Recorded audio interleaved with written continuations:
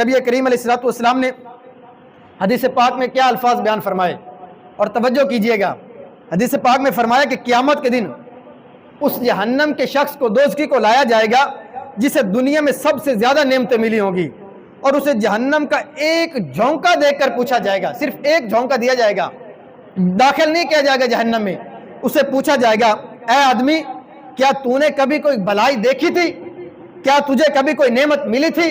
وہ کہے گا خدا کی قسم میں نے کبھی کوئی بھلائی بھی نہیں دیکھی اور کبھی مجھے دنیا کے اندر کوئی نعمت بھی نہیں ملی۔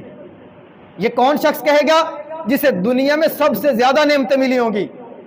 اب آپ غور کریں، دنیا میں سب سے زیادہ نعمتیں کس کو ملی ہوں گی؟ فرعون ہو سکتا ہے، قارون ہو سکتا ہے، کوئی بڑا مالدار ہی ہوگا نا، جسے دنیاوی عیش و عشرت کا سارا سامان ملا، مال و دولت ملا، نوکر چاکر ملے، سب کچھ ملا۔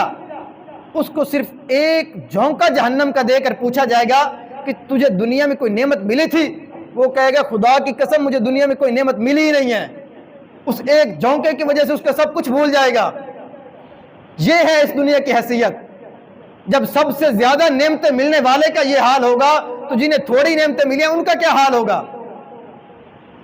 غور کریں، وہ دنیا میں جو عیش و عشرت کرتے رہے، ان کے پاس سارے خزانے موجود تھے، سارا ان کے ایک ایک اشارے پر لوگ اپنی جان جو ہے وہ قربان کرنے کے لیے تیار ہو جاتے تھے۔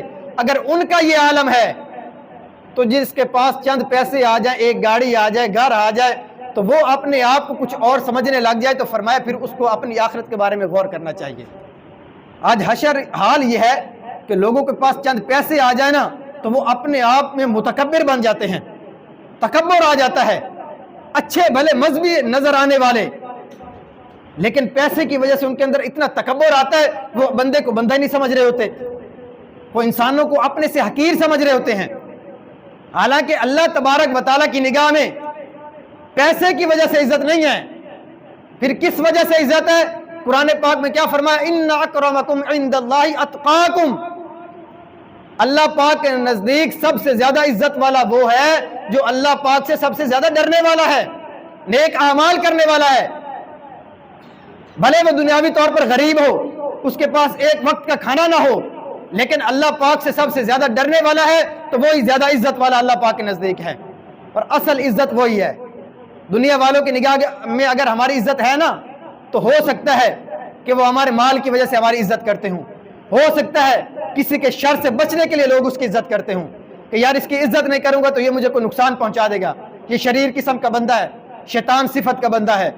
ہو سکتا ہے بندے ہمارے ڈر کی وجہ سے ہماری عزت کرتے ہوں، اصل عزت وہ ہے جو اللہ تبارک و تعالیٰ کے نزدیک بندے کو ملے گی، اور اسی وجہ سے بندے کو جنت کے اندر جو ہے وہ داخلہ بھی عطا کیا جائے گا۔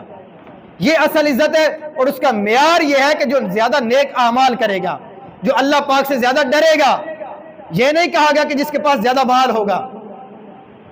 غور کریں۔